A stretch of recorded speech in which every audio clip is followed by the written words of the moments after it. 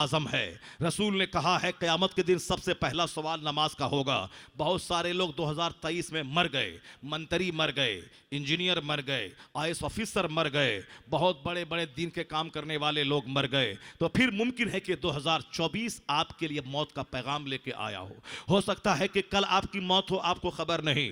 लोग तो हाथ पैर खूब मारता है मगर फरिश्ता कंधे पे मौत की तलवार लेके लटकता रहता है। मुमकिन है कि 2024 हमारे और आपके लिए जिंदगी का आखिरी साल हो। जब ये आखिरी साल है, जब तक यह सांस चल रही है, उस वक्त तक इबादत करने का मौका है। कम से कम आप शुरू कर दें कि 2024 मेरी जिंदगी का आखिरी साल है। अगरचे अल्लाह ताला आपको 50 साल की लंबी उम्र दे, 100 साल की लंबी उम्र दे, मगर यह सोच लें कि 2024 मेरी जिंदगी का आखिरी साल है। तो फिर 2024 को कसरत से इबादत में, सजदों में, जिक्र और दुरूद में आप गुजारने की अहद कर लें। मालूम है आपको, एक क्रिश्चियन खातून को अमेरिका में जब पता चला उसको कैंसर हो गया है। अब कैंसर का कोई आंसर नहीं है दुनिया में। जब 3rd स्टेज पे कैंसर पहुंच जाए, कोई इलाज नहीं है। जितना भी दौड़ेगा टाटा और जितना भी दौड़ेगा कलकत्ता के हॉस्पिटल में, कुछ नहीं होने वाला है। जो वक्त है मौत का, और ये मौत की वार्निंग और घंटी है, खतरनाक बीमारी, अब मौत आने वाली है। मगर मुसलमान यहाँ भागता है, वहाँ भागता है, उसके पास जाता है, उसके पास क्या हुआ? हाँ, उल्लू आ गया। अब वही उल्लू तुमको बताने आ गया।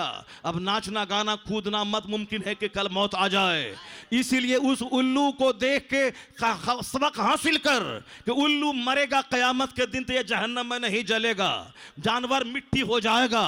जो कुफार रहेंगे वो कुफार देखेंगे, कहेंगे काश मैं दुनिया में मिट्टी हो गया होता, मैं पैदा नहीं होता, मेरी माँ मुझको जन्म नहीं देती। क्योंकि जहन्नम की आग तो इंसान के लिए है, जिन्नात के लिए है। वहां इंसान चाहेगा मैं बंदर हो गया होता, मैं उल्लू हो गया होता, इंसान नहीं होता कि आप तो खरबों साल की आग में जलना पड़ेगा। यह जानवर, अगर मैं ईमान की हालत में मर जाऊं तब तो अल्हम्दुलिल्लाह मैं जानवर से बेहतर हूं, और अगर ईमान लूट गया तो यह जानवर हमसे बेहतर है कि जो जहन्नम में नहीं जाएगा मगर आपको जहन्नम में जलना पड़ेगा।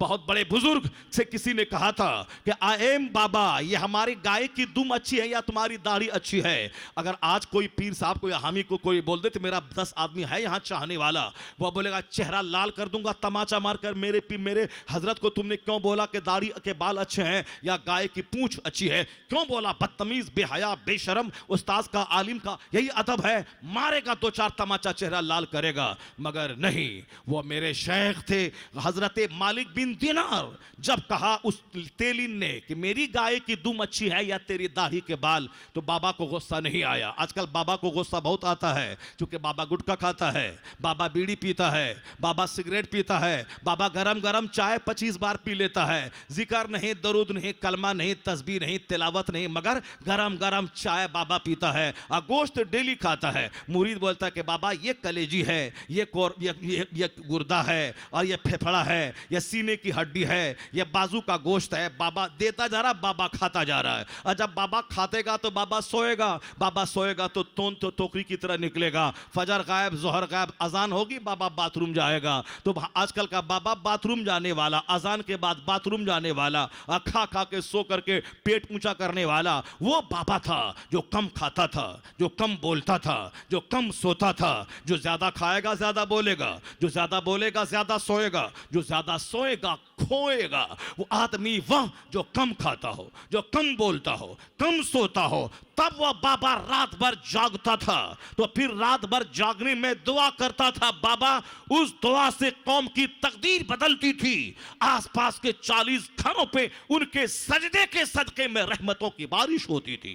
वो बाबा का आजकल बहुत गरम गजा खाते हैं, अब बाबा को गुस्सा बहुत आता है। अगर बाबा की तौहीन हुई तो मुरीद उससे डबल गुना गुस्सेदार हो जाता है। बोलता मेरे बाबा की तौहीन की मार के खाल खींच लेंगे। न नमाज है, न रोजा है, न हज है, न ज़कात है। अब पीर साहब की तौहीन हुई तो मार के खाल खींच लेंगे।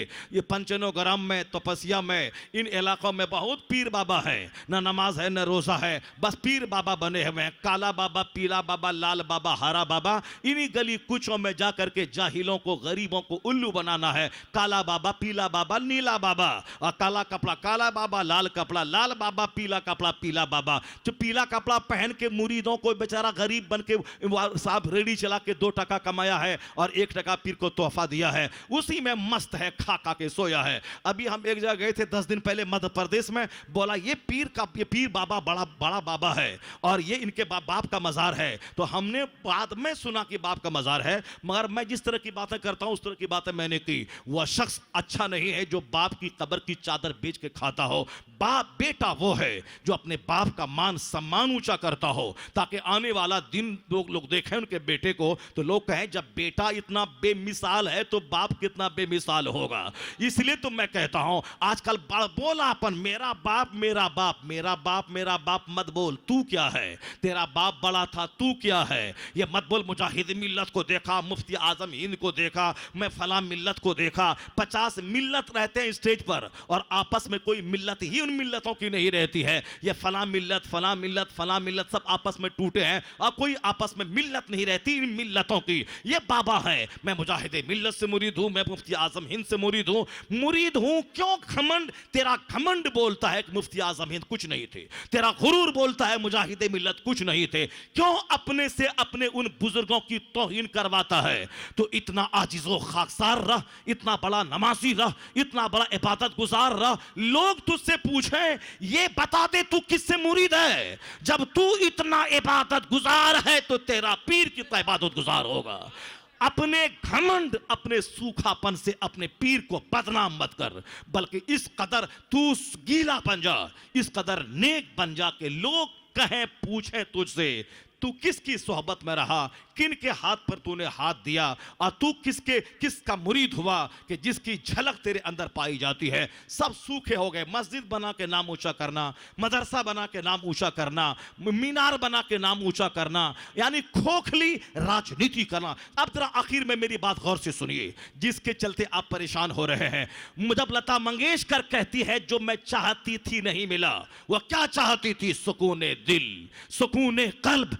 जब उनके पास सुकून नहीं है तो फिर ये छोटे से घर कलकत्ता में क्या सुकून रहेगा? चार्ली चैपलिन जो ब्रिटिश कॉमेडियन स्टार है, फिल्म स्टार, जो हिंदुस्तान के फिल्म स्टार से बड़ा, जिसको सारी दुनिया पढ़ती है और देखती है। गूगल खोलें, चार्ली चैपलिन का नाम लें, वहां से एक मकूला आएगा, I like to walk in the rain, nobody can see my tears. मैं बारिश में टहलना चाहता हूं ताकि इतना जी भर के रोऊं कि कोई मेरे आंसू को देख नहीं पाए। बारिश होगी, मैं रोऊंगा, लोग समझेंगे बारिश हो रही है, पानी पड़ रहा है, मैं जी भर के रोना चाहता हूं। I like to walk in the rain, nobody can see my tears. मैं बारिश में टहलना चाहता हूं ताकि कोई मेरे आंसू को देख नहीं पाए। करोड़ों फैंस है, अरबों का घर है, दुनिया में शोहरत मकबूलियत है, मगर सुकून दिल नहीं है उसके पास। तो ए सुकून, वेयर आर यू? कहां है तू? चार्ली चैपलिन के घर में चैन नहीं, लता मंगेशकर के घर में सुकून नहीं, सुशांत सिंह राजपूत ने झुंझला के फांसी के फंदे पे लटक के जान दे दी, वहां सुकून नहीं। खरबों में खेलने वाली हीरोइन बंबई की सड़ गई, पुलिस वाले 5 दिन दरवाजा तोड़कर उनकी सड़ी हुई लाश को निकाला, जब वहां सुकून नहीं। ममता की कैबिनेट में मंत्री एक शख्स 3 मंजिला मकान से कूद करके वह जान दे दी। चूंकि जिंदगी में सुकून नहीं तो कोई मंत्री जान दे रहा है, कोई लता मंगेशकर जान दे रही है, वो चार्ली चैपलिन वो जी भर के रोना चाहता है।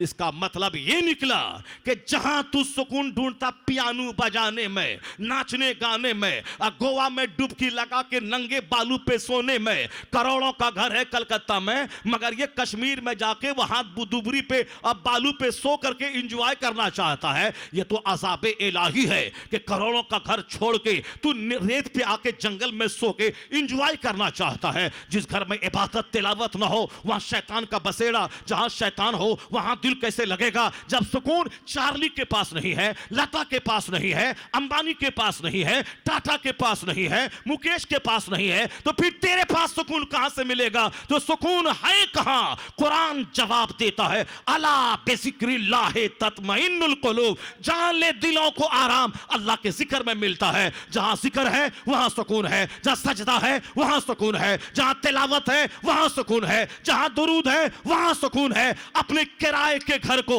सजदों से सजा दे, इबादत से सजा दे, तिलावत से सजा दे। जो मुकेश के घर में नहीं है वो अल्लाह तेरे घर में नाजिल कर देगा, क्योंकि सारा सुकून अल्लाह की याद, अल्लाह के जिक्र में रखा है।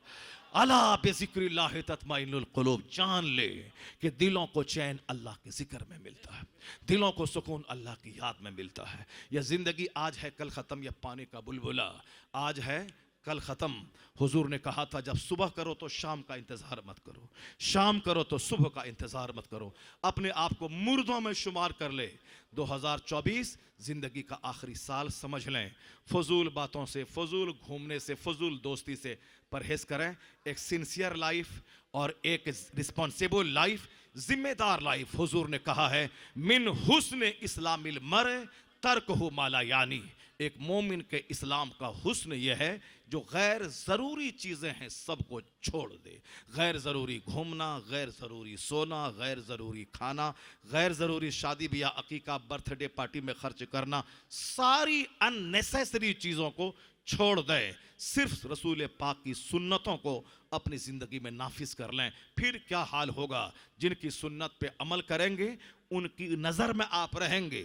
जो मुस्तफ़ा की नज़र में रहेंगे, मुस्तफ़ा उसे बेसहारा नहीं छोड़ेगा। मुस्तफ़ा जाने रहमत अपनी निगाहों में रखेंगे तो यहाँ मुस्तफ़ा की रहमतें, मरने के बाद मुस्तफ़ा की शफाअत, दोनों जहान की खुशहाली का राज इसी में है कि बमुस्तफ़ा बरसा खेशरा के दीने हमा उस्त गर बऊ न रसीदी तमाम बू लहबियस्त। अपने आप को नबी के कदमों में डाल दें, सरापा दीन वही हैं और उस जो वहाँ तक नहीं पहुँचा उसमें और अबू लहब में कोई फ़र्क नहीं है। अल्लाह तबारक व तआला हमको और आपको सबों को नबी का सच्चा ग़ुलाम बनने की तौफ़ीक़ अता फरमाए। ज़रा ज़ोर से बोले ना आमीन। मैं मालूम हो कि आप शब्बीर के लिए परेशान हो रहे हैं, मुझे मालूम है। आप कहाँ शब्बीर भाई, अब आ गए क्या? हाँ आ गए, हाँ माशाअल्लाह। इसीलिए सब परेशान हैं, सब परेशान हैं। चलिए बहुत बहुत आपके के सब्र को मैं दाद देता हूँ। आपने नहीं कहा मुझसे कि आप तकरीर बंद कीजिए, चुप रहो। आपने नहीं कहा मुझसे कि तकरीर बंद कीजिए। आपने बोला तकरीर बंद कीजिए? नहीं बोला। कमेटी वाला बोला कि बस मुख्तसर? नहीं बोला। हमारे हजरत ने कहा मुख्तसर? नहीं कहा। पैर में धक्का मारा? नहीं मारा। पीछे से कपड़ा खींचा? नहीं खींचा। नहीं खींचा किसी ने। मैंने खुद से जी भर के अपनी बातें करके मैं तकरीर ख़त्म कर रहा हूँ। अगर शब्बीर भाई का ख्याल है इसीलिए मैं ख़त्म कर रहा हूँ, वर नहीं तो 4-4 घंटे बोलने वाला या 1.5 घंटे में क्या होने वाला है, इस क्या होने वाला। मगर मैं 4 घंटे की बात इस 1.5 घंटे में मैंने पहुँचा दिया है। 4 घंटे की बात मैंने पहुँचा दी है। गिरह बांध के रखिए। नात सुनने से थोड़ा सा मज़ा मिलता है, मगर मुस्तफ़ा की हदीस सुनने से ज़िंदगी में इनकलाब पैदा आता है, ज़िंदगी में तब्दीलियाँ पैदा होती हैं। अल्लाह ताला आप सारे अच्छे सामीन को सलामत रखे।